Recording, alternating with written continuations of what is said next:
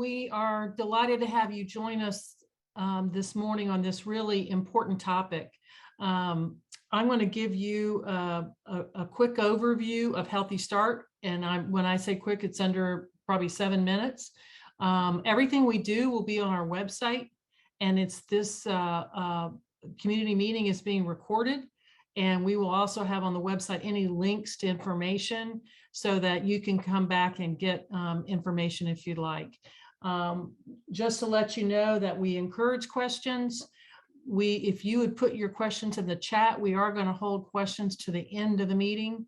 And if we don't have time for all the questions, we are going to post a FAQ on the website so that we make sure we address everybody's questions. I am not a huge fan of not having everybody in the same room, but because of today's topic, we all know why we're doing this virtually again. I am cautiously optimistic that the next community meeting we have, maybe we'll be able to see one another. I miss all of you very much. We had over 200 people sign up for this meeting today, so we're excited about that. These are all the programs that are under the umbrella of Healthy Start. We have the general Healthy Start programs, Healthy Families, Safe Baby, Nurse Family Partnership, the Women's Resource Specials at WIC, the Adolescent and Health Initiative, the Plan of Safe Care with the clinic, and Fetal Infant Mortality Review, which is a review system that's nationally recognized. Parents Connect and Healthy Steps is our newest. In Hillsborough County last year, we delivered over 16,000 births in Hillsborough County. That's a little bit less than before. And out of that 16,000, almost 10,000 women were screened, and over 16,000 babies were screened. We're very proud of that during COVID to be able to keep that going. Over 7,000 women received Healthy Start services and over 12,000 newborns. There were over 7,000 prenatal intakes through our screen and over 11,000 Healthy Start initial intakes. Under Healthy Start, 94% of the pregnant and postpartum women were screened, and of those, 99% were referred for services, and the same for the infants. 97% were screened and 96% were referred, and 99% of postpartum women received education on the family planning waiver. There are almost 8,000 home visits, and that was an increase from the previous year. And 43% were enrolled in a home visitation program. Healthy Families saw over 1,700 children, and 100, this is a big one, guys, this is important, 100% of the participants remained free of abuse and neglect after completion of the Healthy Families program. 99% during participation from the analysis in 2020. There were over 10,000 virtual visits and over 400 home visits. And 98% were satisfied with the services. Our community outreach teams, we have folks, we did almost 2,000 intakes in the WIC clinic, and they are out there providing resources and tracking and helping at the WIC clinics. And then Safe Baby, there were 432 newborns that were developmentally screened, and 659 professionals received Safe Baby training. We've probably trained over 14,000 professionals since we started Safe Baby. And 96% of the respondents to the survey said they put their babies on their backs to sleep. Go ahead. Healthy Steps is an evidence-based program that we're at the University of South Florida clinics at Brandon and the Complex Clinic, and on Davis Island and on Bruce B. Downs. And we think that we'll be able to do some expansion with that soon. And those folks are right in the clinics providing services there. Nurse Family Partnership. We have 2 teams with 12 nurses and 2 nurse supervisors. They served over 400 families, and they provided over 5,000 home visits. And they've been really an important piece of the plan of safe care. This is another evidence-based program that is 2 years following those families. Typically, it's first-time moms, but we've gotten we're in part of a special exemption that we can see other families, and that is under the auspices. We fund Reach Up for that. The adolescent and teen health, we've provided almost 200 youth provided with personalized navigation services. They've got a great website, they've got Instagram, they're really trying to get the information out to teens, and that's been, and they're working closely with the school system. And Plan a Safe Care is really wrapping around services. We have for children that are at risk of being in the child welfare system. A large portion of those kids are substance exposed newborns. We have Dr. Tanner Wright and 2 nurses that work with the clinic, and they've had over 300 PD clinic visits and served 280 families and received 465 referrals to Plan a Safe Care. So they've been doing an amazing work. Fetal infant mortality review. We look at why babies die. We do an analysis of case reviews and then come up with community action plans on what we can do in our community to reduce infant mortality. We have a new task force that started a year ago, the Black Infant and Maternal Mortality Task Force. We work closely. We're doing this with Reach Up, and right now we're doing community conversations. So if any of you have, we'll make sure that that's on our website too, because we really want to get really from the moms what their experiences are so that we can bring it back to the team. Go ahead. These are all our partners, and we're very grateful for them. We honestly, we couldn't do the work without all these partnerships, and we're sort of the umbrella, and we do some things and then we refer out, and then we also fund. So, and then the next slide is our funders. And we are certainly grateful for our funders, the Board of County Commission, the Children's Board, Department of Health. I can go on, but we are very, very grateful that we have all of these different funding sources that allow us to do the services we do. Next. This is a very complicated pie chart, but it lets you know the complexity of our funding. And that's also on the website. Go ahead. So thank you all for all that you do, and all of our partners and our funders. We are very grateful. This year, the legislative session extended Medicaid for a year. So women that typically lost Medicaid now are going to have Medicaid for a year. So we need all of you to help us with that and getting women out and getting services. And they also allowed Healthy Start to have the ability to earn more funds this year. So we're excited about that too. And we've got a great team of people that are pulling all this together. And today we're focusing on COVID. I think that's been something that we have all battled with. Is changed. Life changes. We get one thing, and I don't have to tell any of you what that looks like, but these are 3 of our community heroes to me that are out on the front lines, taking the hard questions, but also providing the services. And so again, we want to answer your questions. We want to be respectful, but put them in the chat and then we'll try to get them. And if not, we'll do it. We'll post the FAQs on the website. Our first presenter is Dr. Kevin Sneed. He's a tenured professor and founding dean of the U.S. South Health Tenasia College of Pharmacy. He's a senior associate vice president for USF Health. He has a bachelor's of science in biology with concentration in microbiology. And he's got his doctorate in pharmacy from Xavier of Louisiana College of Pharmacy. Dr. Sneed's research and clinical interests include advanced pharmacological treatment of patients with cardiometabolic disorders, examining healthcare disparities, and emerging health technologies.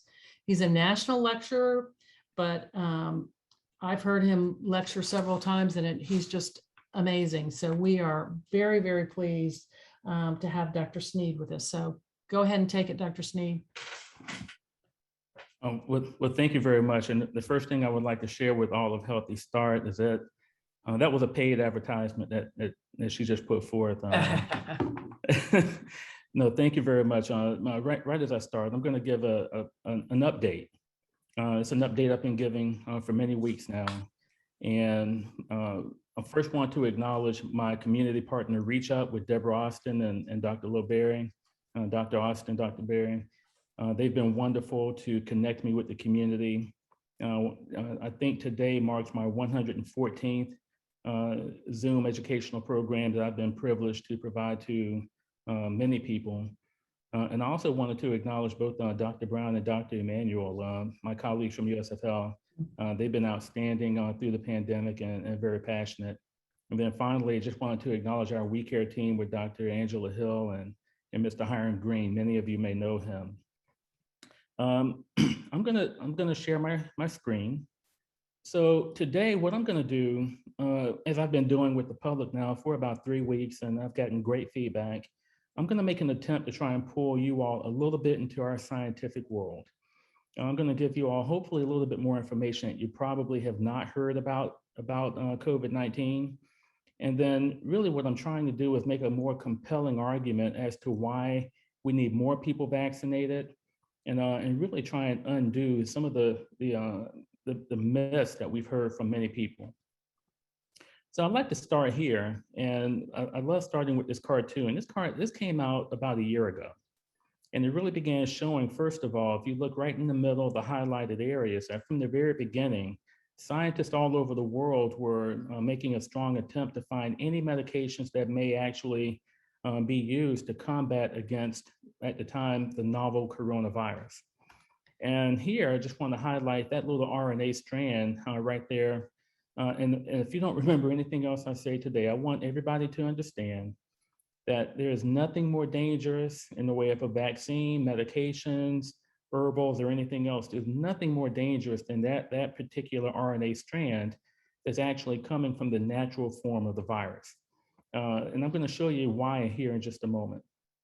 It's very unique in some of the terms of what it can actually do. And one of the things it does, and right to the right of this box I just put in, it produces something that we call a non-structural protein, or an NSP. Now, I'm not going to go into the science behind that, but there are actually 3 of these. And so you can imagine if we took all of the people in Healthy Start and we kind of divided you all up into little groups, 16 different groups. And we're going to put you all in, let's just say, the Bank of America building, and we're going to go run rampant through the Bank of America building in downtown Tampa with a big party. We're going to ransack the building. But the first thing we need to do is to deactivate the cameras so that the security won't know what we're doing. Well, that's very much like what these NSPs do from the virus.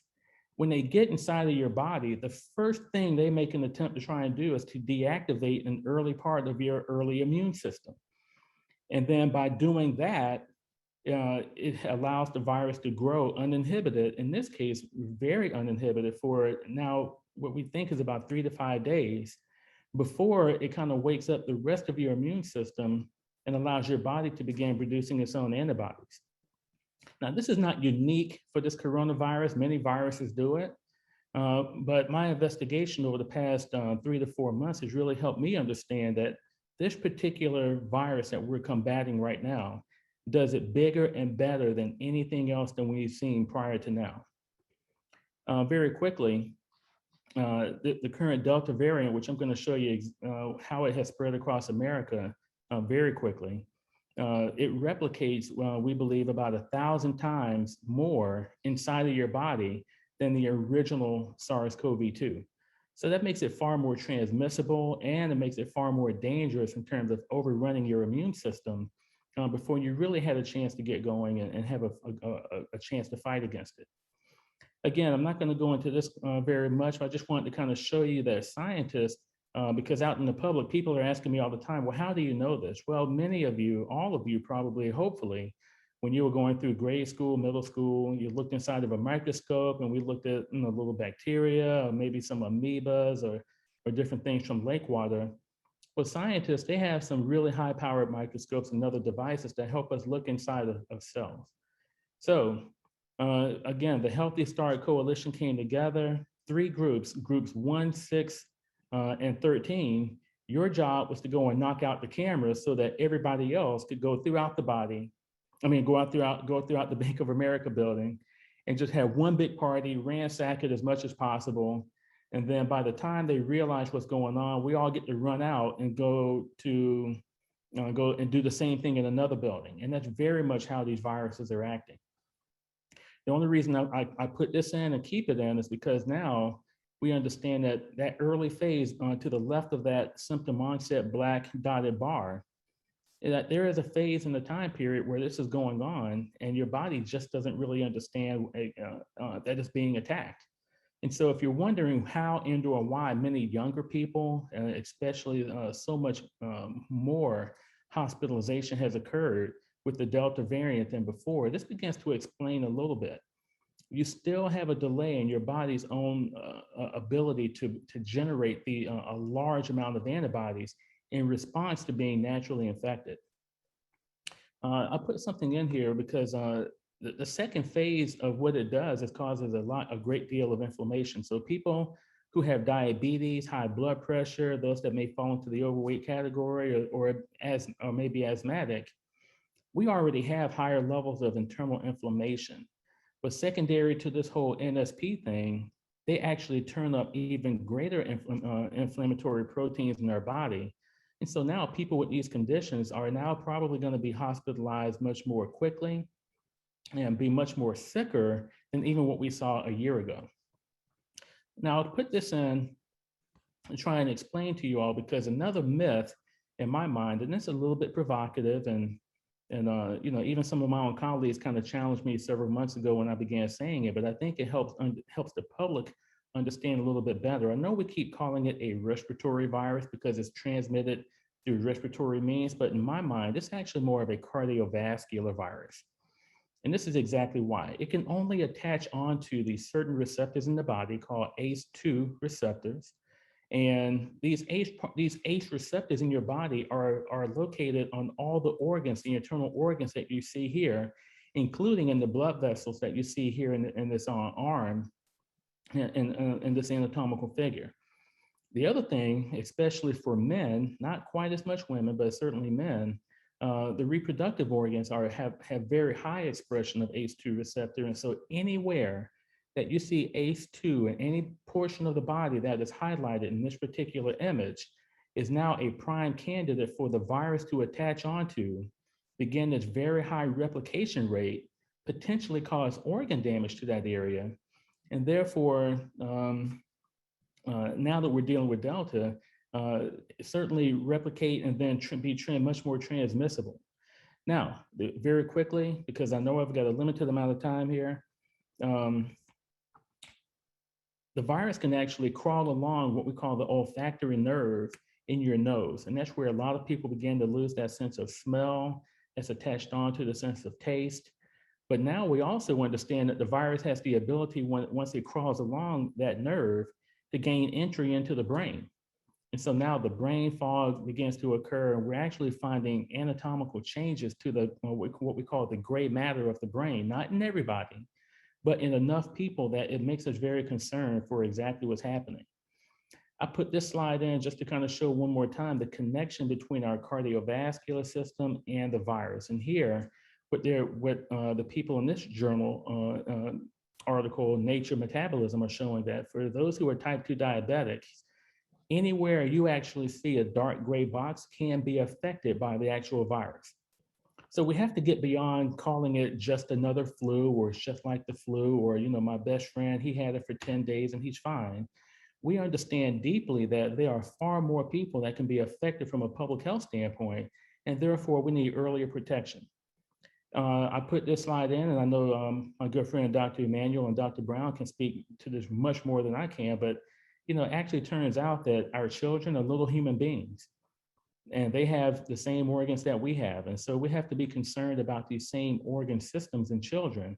Again, they are not as susceptible as we find many adults, but the big portion of that is we believe that, number one, their early alert system just works better than in the adult counterparts. And then number two, they lack a maturity to that cardiovascular system, and therefore we don't see the large amount of high blood pressure and diabetes. Hopefully, that will stay the same moving into the next decade that we find in adults. Let me switch gears and begin talking about the variants and just show you, of course, right here, highlighted, that's the Delta variant. It originated, we believe, in India. It did not originate here in the United States, but it traveled here, and we have been significantly impacted for several months now. And so here, I just want to make sure everybody understands that there is worldwide surveillance going on around these various variants. I shouldn't use those two terms back to back, but all of the variants out there. Of course, here we have the Delta variant, but you see far more listed on now by Greek alphabet. We moved on, and so all of a sudden, you may have heard about a Lambda and a Mu variant that actually emerged here in this country. Now, we don't want people to be overly concerned about that at the particular moment, and that happens to be because the Delta variant has been so proliferative and replicating and spreading across the country. I'm going to take you all through a very quick timeline here. So here at the very beginning of June, in the dark orange box in B.1.617.2, that's the Delta variant. You saw it was about 2.8% of the cases across America. It increased up to 9.5% of the cases across America. Here, we see that it increased and went to 58% of the cases across America. Then it became 82% of the cases across America. I think you all are seeing the picture here, but I'm going to point something out here in just a moment. It became 94, 98.6%, 99% by the middle of August. But then all of a sudden, at the very beginning of September, we saw the Mu variant begin to appear on this particular surveillance that goes on across America. And it was only 0.1%, but the Delta variant was 99, at this time, 99.1% of all of the cases that were going on that were being surveillanced done through genetics across the entire country. We moved on, and then by the end of September, we were still at 99.1%, but the Mu variant kind of dropped off. And then the latest information that we have right now that just came from the CDC on October 2nd is that it is 99.9% of all cases across America. Now, if you're wondering exactly what's happening here in Florida, they have done that surveillance as well. And you see in that very first column that 97% of the cases that we sequence here in Florida were the Delta variant. And if you look all the way to the far right, that B.621, that's actually the Mu variant. And so we still don't see very much of that occurring. And we don't expect to, because the Delta variant has actually just kind of crowded out everything. I only put this in to try and show you all that, once again, if you all have seen the commercial for 23andMe or Ancestry.com, we do the very same thing for the variants. And so we understand that that all of the variants actually kind of have a modest protein mutation that varies from where it came from. And therefore, actually, what has been happening most recently is that it kind of gains and learns the human body a little bit more. I'm going to show this video very quickly and then bring this to an end. This is a case where the individual at the very top was infected, the person in purple, and that individual infected 9 people. And what is in this case scenario, in a restaurant that had 85 people in it. The one person up here at the very top in purple is the one infected and infected all of the people on this side of the restaurant. Now, the actual plume that you see kind of going across the entire restaurant does not indicate that the Delta variant or any other the COVID-19 virus was spreading across the restaurant. It's just showing air currents, but it does show how it stayed on that one particular part. And so early on, when we were hearing, yes, we want to come back together, this is one of the reasons that we have not been able to accomplish that just yet. And then just to kind of bring things in for a landing here, you're wondering, well, what's the big talk about? Number 1, boosters, and then number 2, a third or a second shot. Well, the vaccine effectiveness, we have now proven does wane over time. Here, we took a look at information that came from the Mayo Clinic, and you saw about a 10% reduction in effectiveness with the Moderna, about a close to a 30% reduction in effectiveness with the Pfizer, according to their data. and effectiveness over time at the Mayo Clinic. Hospitalizations actually did not go up, or the vaccines remained effective against keeping people out of the hospital. So that's why we saw all of the rates that we saw across the country, where most of the people going into the hospitals were those who were unvaccinated. And again, we're just trying to show here that we had a lot of surveillance going on in nursing homes, and then showed the impact of the Delta variant.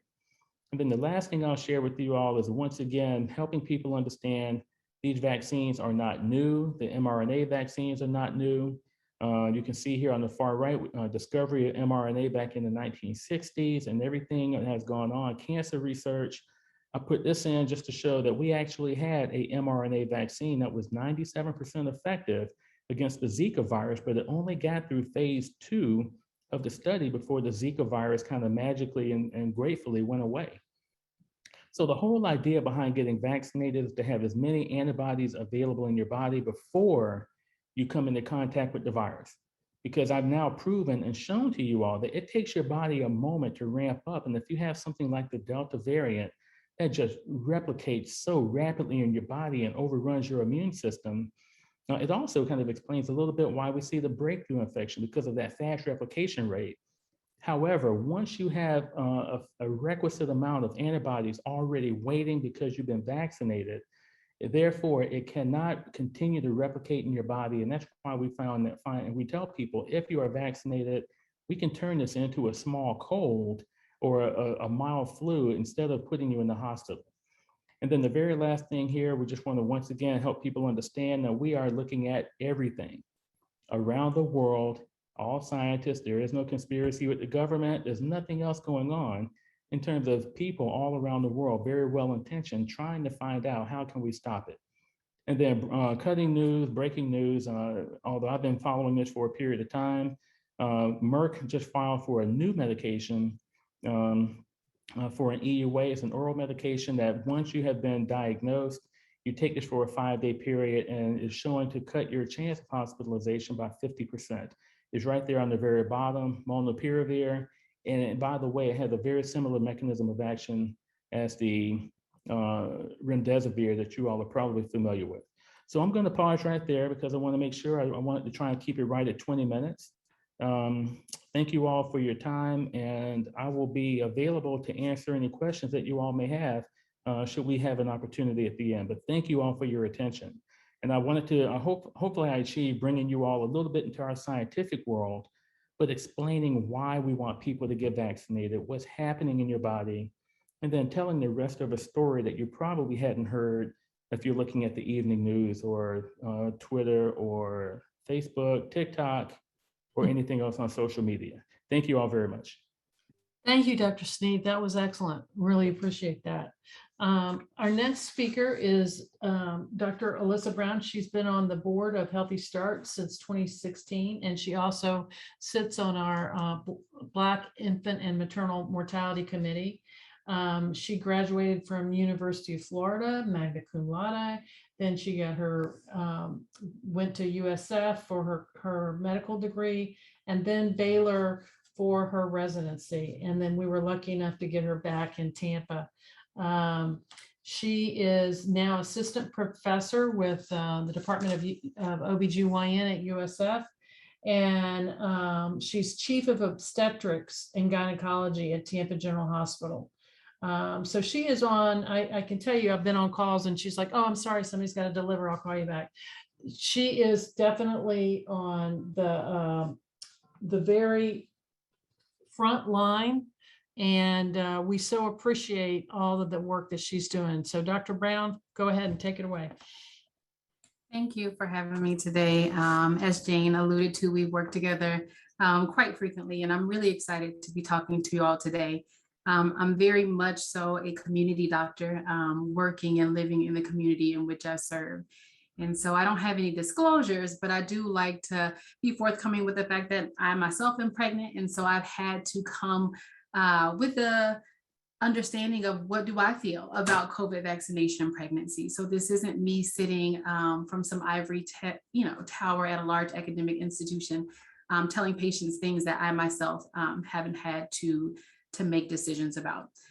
So in the short amount of time that we have, my hope is that I can help provide a lot of clinical context to some of the information that Dr. Sneed presented and build the case for why COVID vaccination and pregnancy is so vital. So COVID-19 infection, before we talk about vaccinations, of course, we have to talk about the clinical context of the actual infection and pregnancy. So what we have learned is not quite unsurprising with what we know to be true about a lot of the physiologic and mechanical changes that happen in pregnancy. But by virtue of being pregnant, both pregnant and postpartum women are at much higher likelihood of having more severe illness with COVID-19. And severe illness has very specific clinical definitions. But in terms of pregnancy, what this means is that pregnant women, compared to their non-pregnant counterparts, have higher rates of admission to the ICU, higher rates of mechanical ventilation and ventilatory support through a technology called ECMO, and unfortunately, increased risks of death. This evidence and this data is so convincing that the CDC has actually included pregnancy and postpartum as one of their increased risk category when we're talking about severe disease and COVID-19 infection. So even compared, when we look at patients that have COVID-19, severe illness, which we know that you're more likely to have if you're pregnant, actually worsens your overall obstetric outcomes. And there have been some high quality studies that have shown that when you have a severe COVID-19 infection, that predisposes you to other illnesses and pregnancy related issues, particularly hypertensive disorders of pregnancy or elevated blood pressure in pregnancy. And that has its own set of ramifications for both mom and baby. Surprisingly, we haven't seen that women that are either asymptomatic or have very mild disease, it doesn't seem to play out that same way, thankfully. There has been a lot of conversations about increased risk of cesarean section with COVID-19. However, the current studies are a little bit inconclusive when it comes to that. However, there is significant evidence and significant data that supports that preterm delivery is increased when you have COVID-19 infection. And that's both because A, we need to medically induce or deliver a patient because of a worsening status, but also what we call spontaneous preterm delivery, where women go into labor earlier than would be anticipated.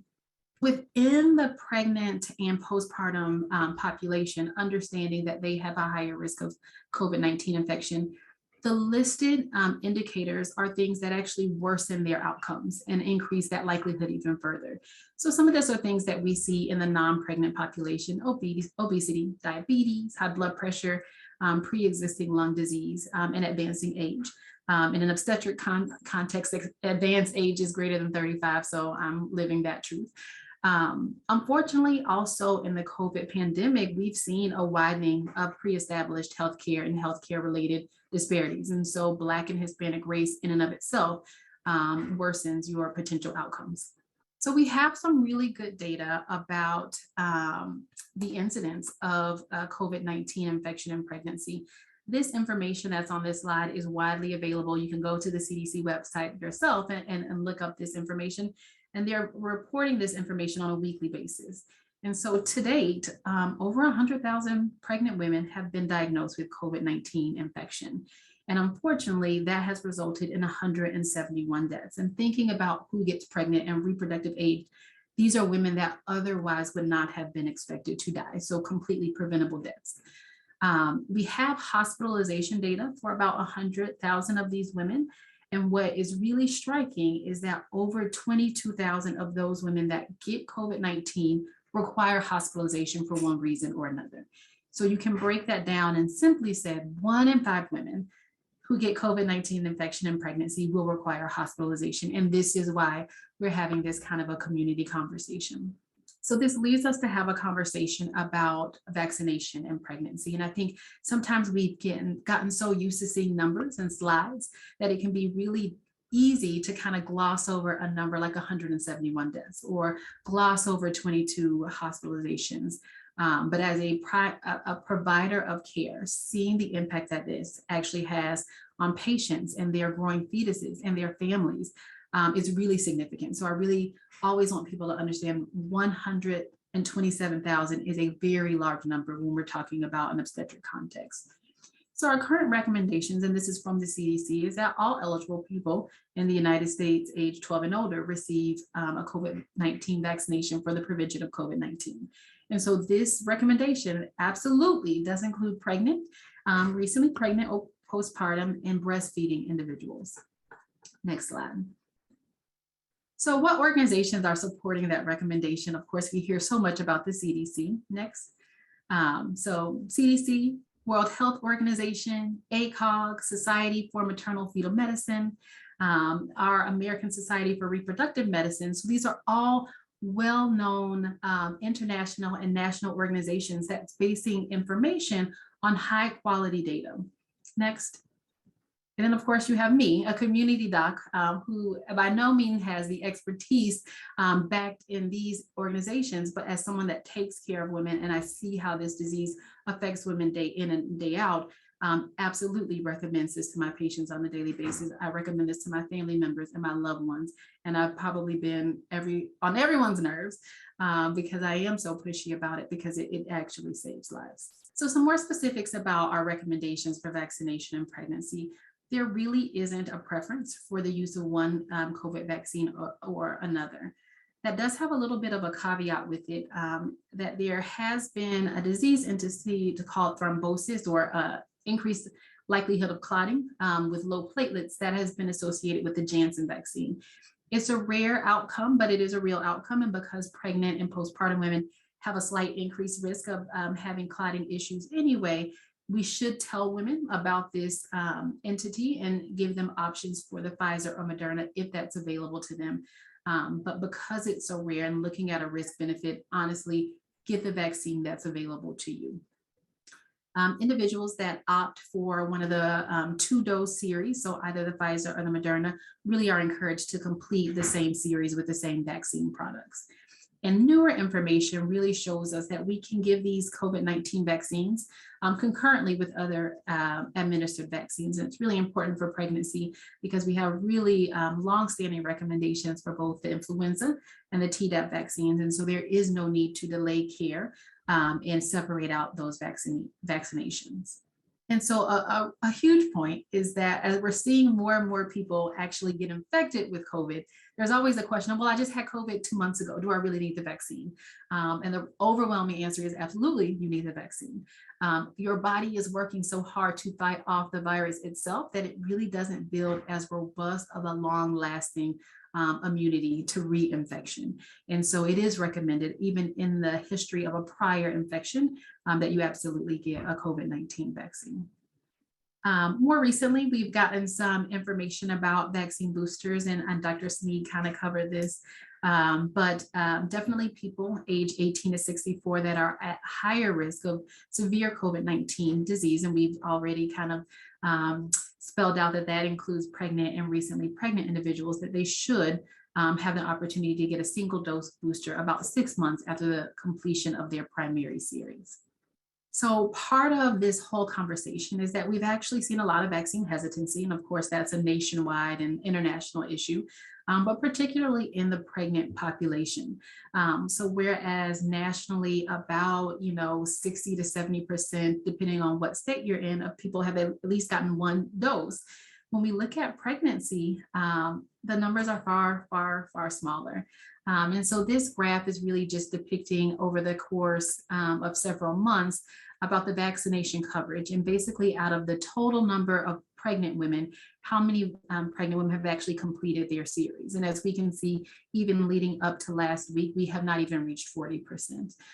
So that number is striking, that number is abysmal, and this is what we're hoping to influence and to change.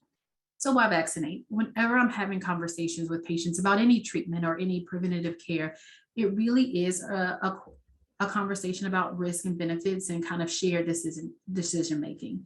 And so really there's kind of 3 tenets of this decision. One is, what is the risk of the disease? If this is a minor cold, that would be one thing. But when we see the increased morbidity and mortality associated with COVID-19 infection, it does spark a need to prevent it where possible. Dr. Snead has already kind of talked about the safety of these vaccines, and week by week, we get more compelling data about the safety of the vaccines, particularly in the pregnant population. Then the third component is the efficacy of these vaccines. And so we know that these vaccines are not only safe, but they're effective in decreasing COVID-19 infection and really severe COVID-19 infection. So we have multiple mechanisms and multiple monitoring systems to evaluate the safety of the vaccines. And I think the safety piece is probably the biggest hangup for most pregnant women.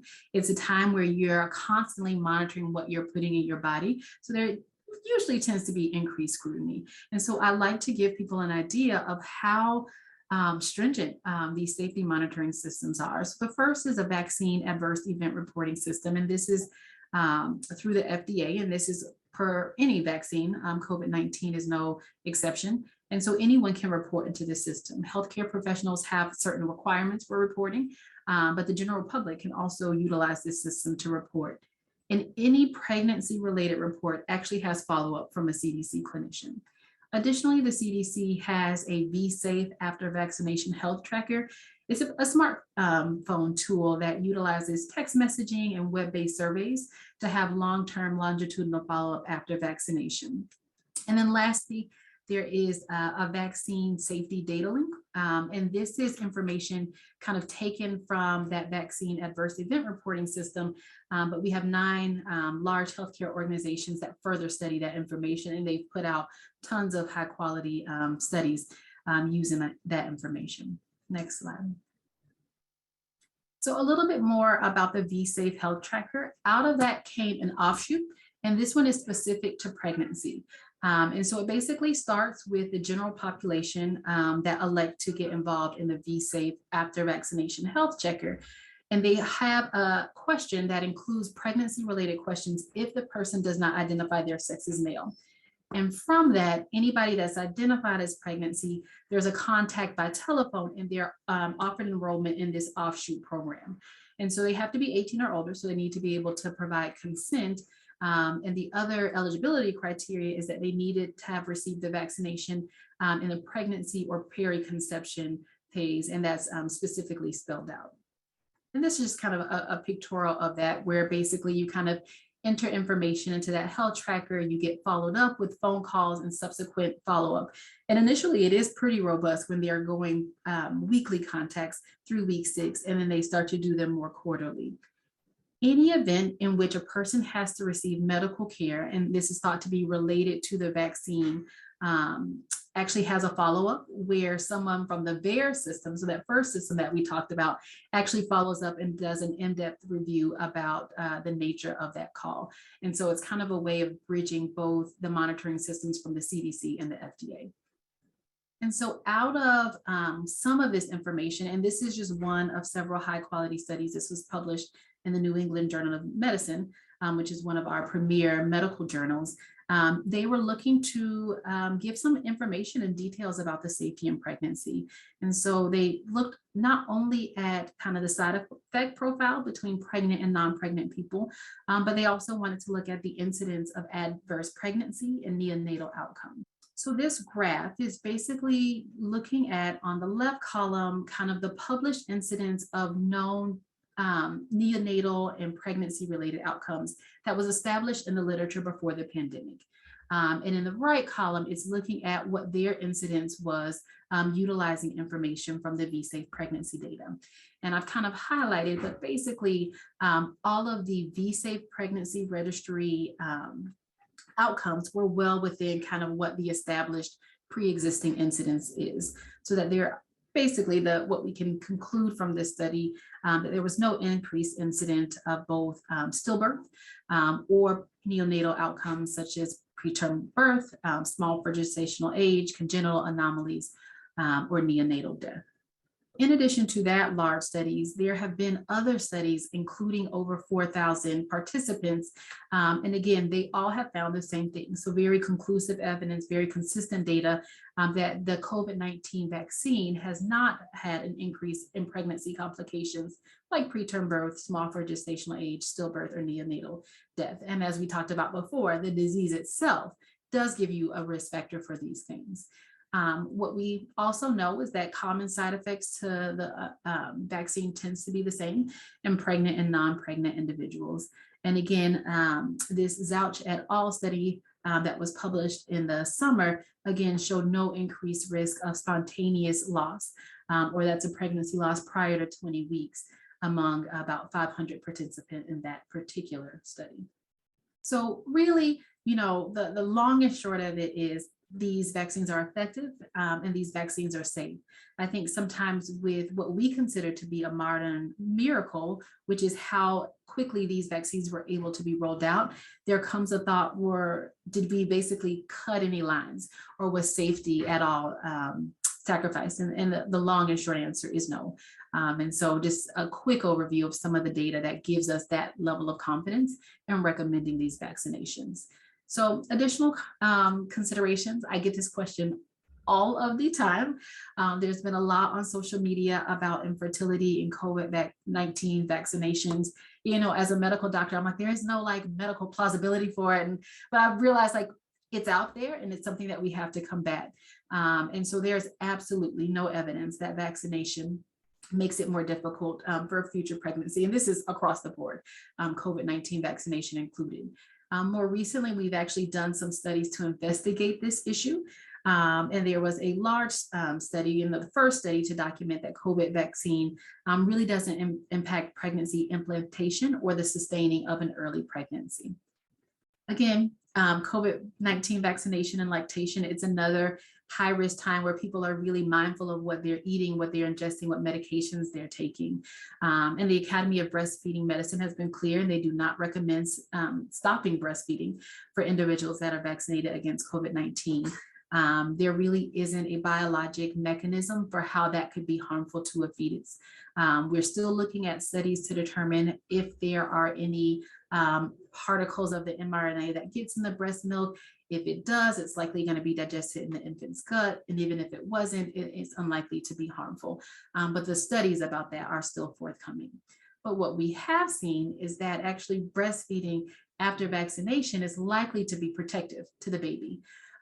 So breastfeeding, as we know, there are a lot of immunity factors that transfer in the breast milk. And they have found that IgA antibodies to the COVID-19 virus are detectable within 5 to 7 days of vaccination. So it's kind of another slot in the pros category for why this would be very recommended in lactating individuals. So I was hesitant to even put this slide in because I think that this should honestly be a talk in and of itself, and it's one of my passions. But really addressing racial and ethnic healthcare disparities. And unfortunately, in COVID-19, we've really seen a widening of this gap.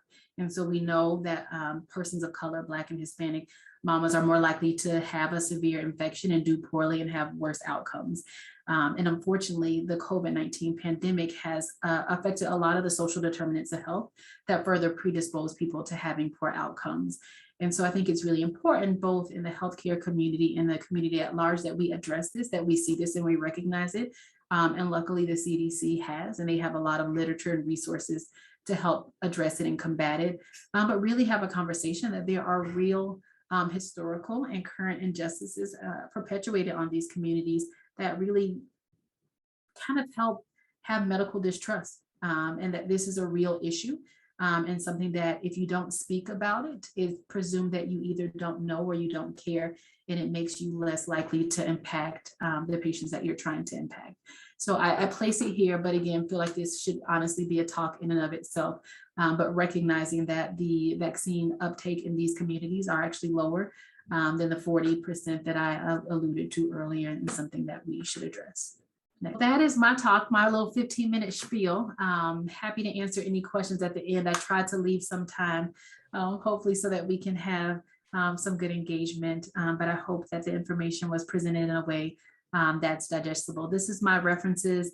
And at the back, I just put a slide about mother to baby. This is a great resource. If ever you're talking to patients and they want all of the information and they want to talk to someone about the data and the literature, this organization has been around for a while, and USF is a part of this, just as an FYI, but you can make a call in any exposure, whether it's a medication or a food product. You can basically call and ask about that exposure, and have a one-on-one conversation with someone that will walk you through the data and the evidence to help make an informed decision. So thank you. I appreciate my time with y'all. It was a great presentation, Dr. Brown. Thank you so much. And you're firsthand for more reasons than one. So thank you for that. Next, we're going to have Dr. Patricia Emmanuel, who's also on the board of directors of Healthy Start. And she is her bachelor's from Notre Dame, her medical degree from University of Florida, and her residency at USF. And she also did a fellowship in pediatric and adult infectious disease. So she has all the tools and has been quite the advocate on a community level, but also a state level.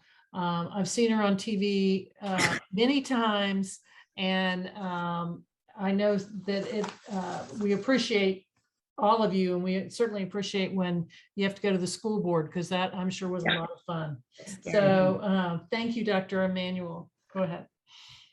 Thank you, Jane, and thanks to Healthy Start for having me. And it's quite an honor to follow such an A team of Dr. Sneed and Dr. Brown. Great information, and actually I think our information will be a little different, which is nice. So I hope that I can also give a compelling argument as to why we want to vaccinate children as soon as the vaccine becomes approved, which is coming soon. So when the epidemic started, when the pandemic came, initially we really felt that children were not going to be greatly impacted. They did not seem to be getting infected as frequently, and they were often asymptomatic. But as the 18 months or however many months it's been at this point of this pandemic, we do realize that children are impacted. They are infected just about as frequently. They can spread disease, and that there is a subset of them that have significant morbidity and some mortality. So unlike our adult, many more are asymptomatic, that's true. And so initially they were less likely to be tested. So we really did not get the full picture. And hospitalizations are lower. Only about 1 to 2% of children, really about 1%, become hospitalized. And thankfully, mortality is also lower. But severe cases can occur. They occur in the young infant, less than a year. They really occur in our medically complex children, our children that might have other comorbidities, that have neurologic disorders, G-tubes, trachs, chronic lung disease, also our diabetics and our children and adolescents with obesity, and certainly in our adolescents. And then similar to what Dr. Brown alluded to, there does continue to be significant health disparities in the number of infections in children that are Black and Hispanic. And they do tend to have more, potentially more comorbidities and more issues. And then finally, there is this new disease that has been described associated post-COVID vaccine, the multisystem inflammatory syndrome of children, MISCI, which occurs 2 to 4 weeks after COVID. And Dr. Snead did such a good job showing you all the immune issues and how tricky this virus is. And we still do not understand all of the pieces as to why this happens, but it is kind of a post-inflammatory process. So MISCI, I wanted to bring it up to not forget that it is rare, but it does occur. It happens post 2 to 6 weeks after infection. It can present with a skin rash, fever, usually always fever, sometimes seizures or some neurologic symptoms, often abdominal pain, and we might be thinking we have an appendicitis. So it can be quite tricky, and it can cause significant cardiac problems and shock. So it's rare, but it's something for us to always be aware of. In terms of the impact in children, there have been at this point, about 6 million children infected that have been reported. And they account for about 16% of all cases. That is going up during the Delta variant, partially because our children are not immunized. So those are the ones that are clearly becoming, getting infected. As I mentioned about the lower hospital rates, however, we have seen some higher amounts during Delta because of just the volume of infections. There have been 520 deaths as of last week. And we need to put that in perspective because every year we have about 120 flu deaths. And people act as if this COVID is, no different than the flu, but it is different. We do have more deaths and more issues. And so it is important that we keep that in mind. And then, as I mentioned, we've identified this new syndrome, which can really make it tricky in the emergency rooms and in doctors' offices in terms of adding a whole new component to their differential diagnosis. And so that has changed our morning report. It's kind of changed how we are looking at children that come in the hospital, and it can be quite tricky. So I want to thank Dr. Michael Weiss from the epidemiology program to just show us a couple of Hillsborough County slides. And just to get a picture, so you can really see that the Delta variant, which started this summer, late in the summer, has really been our most significant wave in our region. And certainly all of our hospitals felt greatly impacted. And we are very fortunate that we are seeing about a 30% decline in numbers every week right now. And so we're hoping that this variant is on the way down and that there is not a new one coming. There are some others, as Dr. Sneed alluded to. And so that is another reason why vaccination is just so critical. Now, although we're seeing this nice decline, you can see in the teal line, the 0 to 24 is still some of the highest numbers of infections. And we are close to about 20 infections per 100,000 residents, which is still considered a moderate to high transmission rate. So we're really not completely out of the woods yet in terms of this variant. And in terms of just our school age, just our children and young adults, it appears that the college students got away with a lot of infections early on last year. And so they did not really get as much of a wave that we saw with Delta, as much of an increase. But you can see that there are there was a huge spike in our elementary and middle school students during the Delta wave and high numbers of rates in our community, kind of aligned with when school started. So I do want to mention that right now we do not have a vaccine available for children less than 12. So to keep our children safe while we're still at rates of 10 to 20 cases per 100,000, we would still recommend masking in group settings inside. We would recommend social distancing as best you can, doing more outside, really working on ventilation. Many of the schools have really worked on that, kind of cohorting and quarantining when needed. Really, the big push that we're going to see in the next 6 months are going to be testing. The CDC is putting like $1 billion literally into real-time testing, home testing.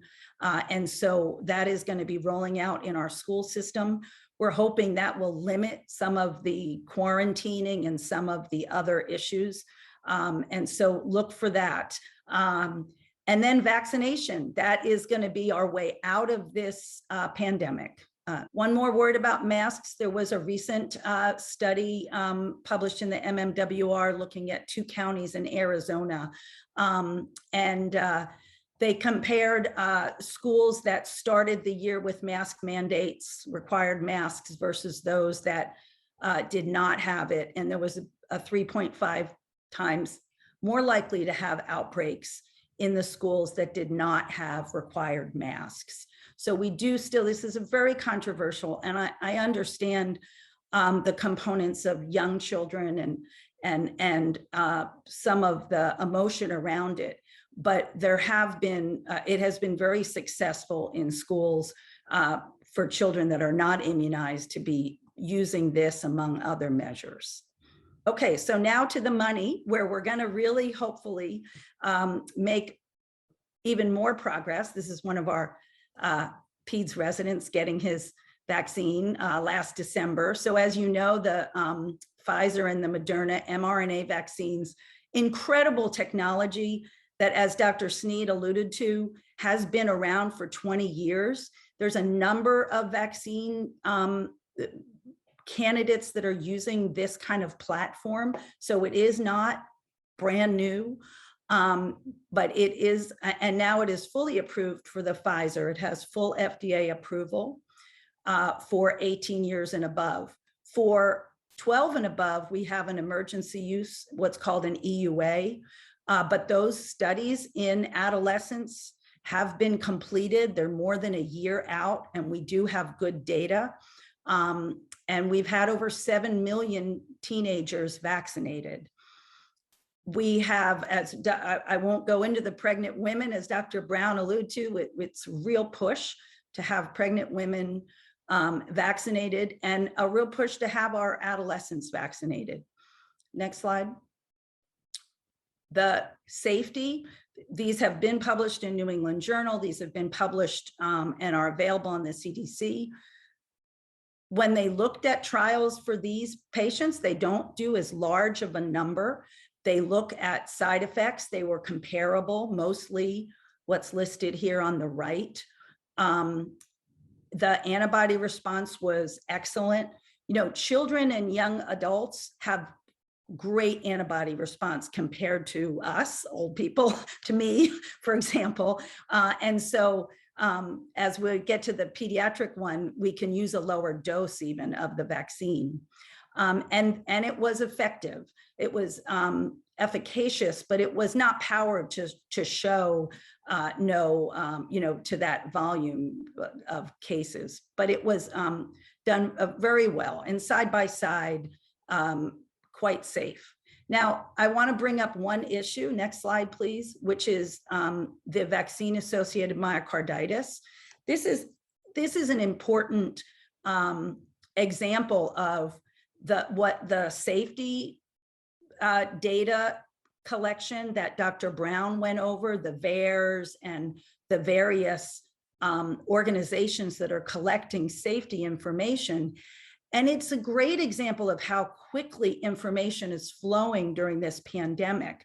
And that has, resulted in, the PM news, Lester Holt telling us about vaccine-associated myocarditis the minute it gets reported by the CDC.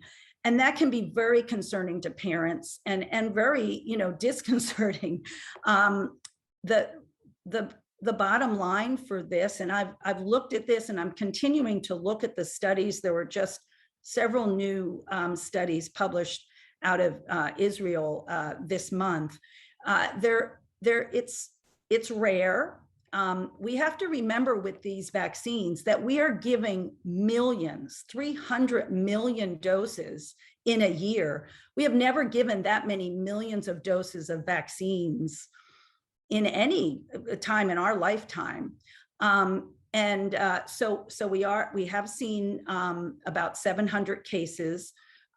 There is a male predominance, and it's really tends to impact young males after the second, usually the second dose. The majority of the cases are mild and do not require much supportive care, not ventilators or other ICU stays. However, it is something that we're continuing to monitor. It has been seen with smallpox vaccine. It has been seen with other vaccines. And so there's going to be a lot more studies. But I think an important point is that the risk of vaccine-associated myocarditis is lower than the risk of viral myocarditis from COVID. And that data is being continuing to come out and demonstrate that we are seeing about a 2% risk of myocarditis in our athletes who have COVID if we do very sophisticated testing compared to a much lower rate associated with the vaccine. So I'm sorry to spend a little more time on that, but I think I even had to wrap my head around it and to really understand that risk. And so I think it's important for discussion. So in terms of children, we anticipate that Pfizer has submitted their packet to the FDA, and they will have a meeting in the next couple weeks. And then the ACIP, which is part of the CDC, will meet the beginning of November. We anticipate it's going to be a third of the adult dose. So they added more patients to the study, more children, and they've looked at lower dosing because, as I said, children respond quickly and respond well to the vaccine. We expect the side effect profile will be similar. In fact, it'll probably be less because most children do not get the same, amount of local side effects that adults get. And again, to reiterate, we do feel that children who have been infected, who have had COVID, should still get vaccinated because there's more and more data coming out that they do not generate the type of neutralizing and good antibodies that we want to be protected from the next strain that comes out. So we do want to vaccinate our children, even if they have been diagnosed and have had COVID. Just where we are right now, it's around the number here, 44% of our 12 to 19-year-olds in Hillsborough County have been fully vaccinated. This is all adults.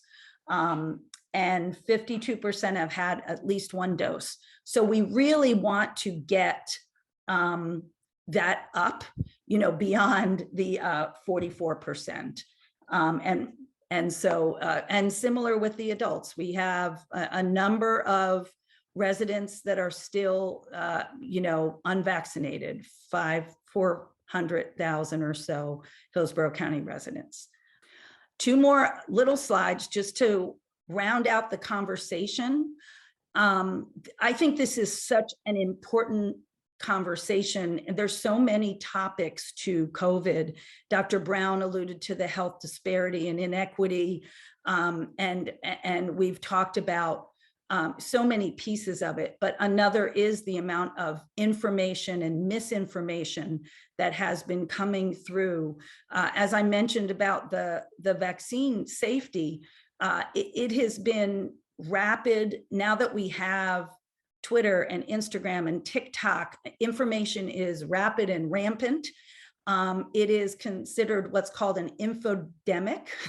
The World Health Organization has said that it is one of the global threats, is the amount of kind of disinformation and misinformation that gets spread during these health pandemics.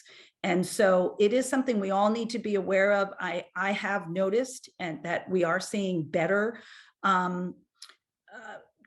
Facebook and other platforms are being better about taking down information or putting in disclaimers, but this is something that we all need to be aware of and pay attention to.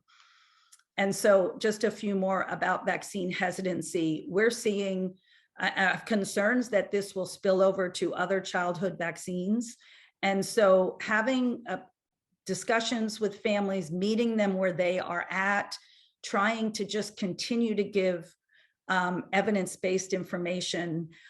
It really, the onus is on all of us to really try to promote,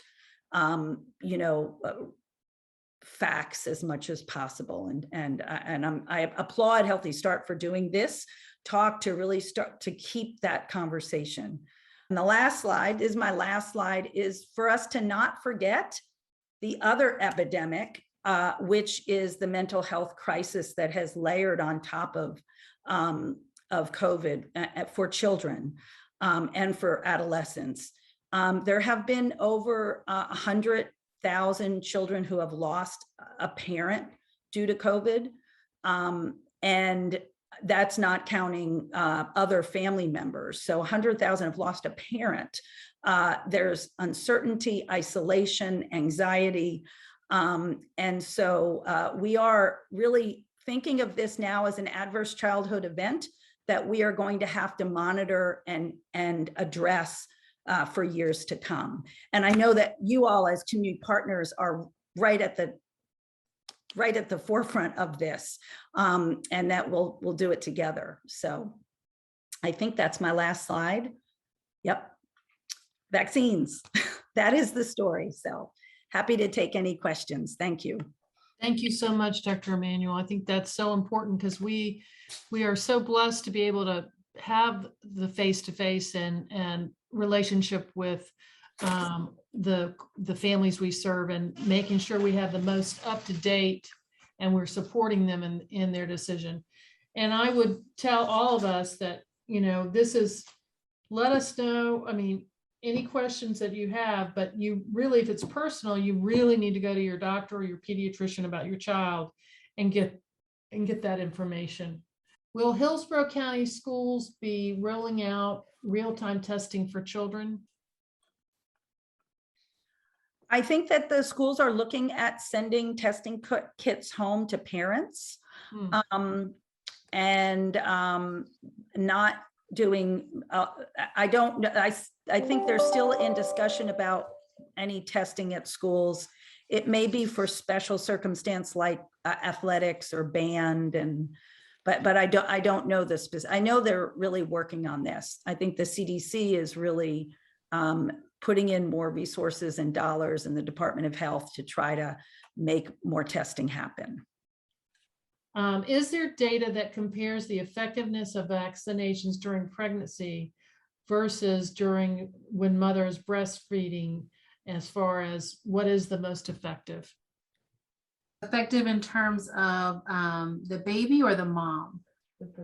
For the baby. For the baby, the studies are ongoing. I think there was a study, if I'm not mistaken, out of Cornell, where they basically looked at a certain number of vaccinated women and looked at basically antibodies in the newborns, and over 99% of moms, and this was both the Pfizer and the Moderna over multiple trimesters, so it wasn't specific to a trimester. And they did find antibodies in the babies, usually within 5 to 7 days of the first administration, but of course it was a little bit more robust if they had completed the series. What's still to be known is kind of what amount of antibodies confer immunity. So we don't have like effectiveness trials, I would say, for that scenario, but the same is true of lactation. We do know that breastfeeding mothers that get vaccinated or have antibodies are able to confer that in the breast milk. So at this point, we would say that both are a great way of getting your baby antibodies. We don't have, like with the Tdap, we know that third trimester is optimal for fetal protection. We don't have that same data for COVID-19, but further studies are ongoing. Thank you, Dr. Brown. There was also a question about mixing the booster from Pfizer to Moderna, or Moderna to Pfizer, Johnson & Johnson. Is there any information of whether you can mix the booster?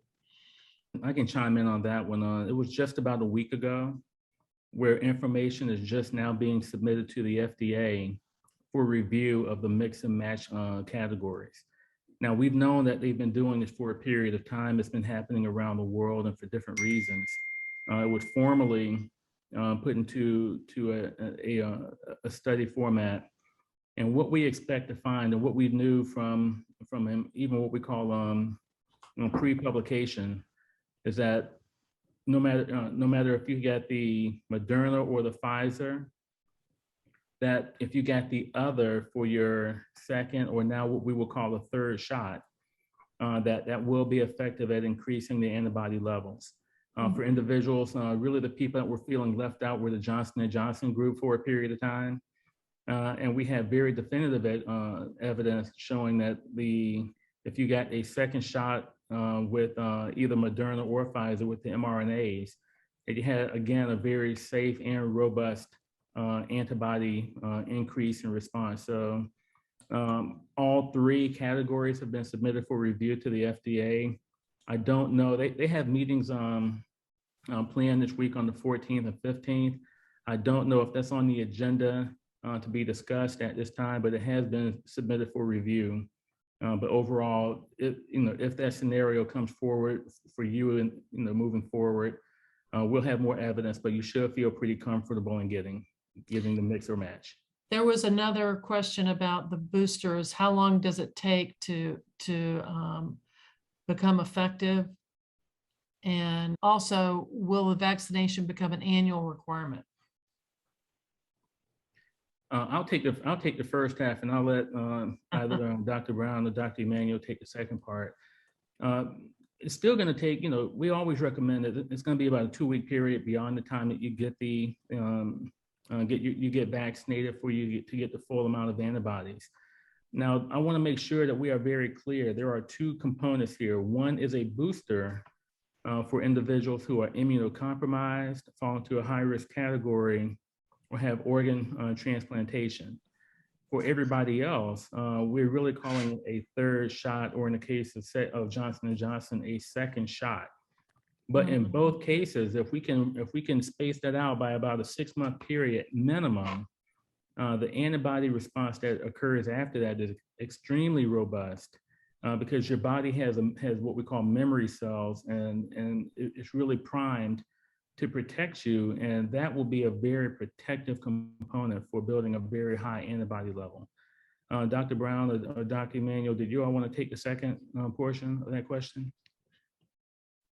So I will just say that coronaviruses are not new. They've been here forever.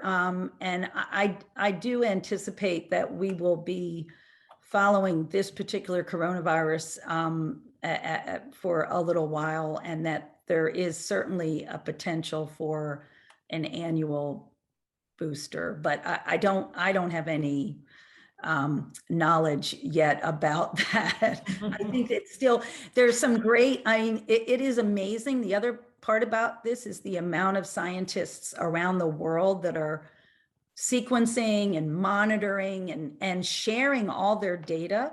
So I do think that there is the potential that this will become somewhat annual. I don't know. Dr. Brown, do you have any other thoughts? I'm not privy to that level of information. But I echo what you said, given what we know about the viruses themselves, and it would not be surprising if ultimately that becomes the case, but I don't think we're at a point of making that declaration just yet. Another question we have is, what's the best way to have family functions or gatherings? Should you only invite vaccinated members? Should you schedule outdoor eating and events? The CDC, they've recommended all of that, by the way. Of course, for the 3 of us, we're going to recommend that everybody be vaccinated. Outdoor is best. The atmospheric pressure alone makes it very difficult for the virus to exist for a long period of time in open air. Now, enclosed air, as I showed earlier, when you're enclosed in a pressurized environment, the virus can exist in the air for 2 to 4 hours. So, but the CDC has come back and recommended, they want people to get together, but they want people to be safe, continue distancing. For those who are not vaccinated, we have, try and keep them outdoors, wear a mask, and all of the mitigation strategies that we've been using for the past year. There was also questions about the reaction to the booster or reaction to the original shots, and should you change from one, like if you had Moderna had a bad reaction, should you get a booster with something else? And then concerns about reactions with the booster. I think the booster, we've seen similar reactions, similar side effects, fatigue, soreness of the arm, pretty similar. I don't know, Dr. Sneed, if you have any other, but I would say if you had a significant reaction, and I would say something that required you to go to the emergency room or see your doctor post your first or second vaccine, then you should dose. You should discuss that with your physician. But other than that, just, feeling yucky for a day, just schedule it on a Friday, which is what I did, hang out on Saturday and watch Netflix. I mean, yeah. I had mine yesterday, so just so you know. Well, you don't usually schedule webinars for 180. Yeah. I thought it might have been not the best timing, but that's okay. Well, thank you all so much, and we will post any other questions, and this was a great event, and I think there's a lot of great information out there for everybody.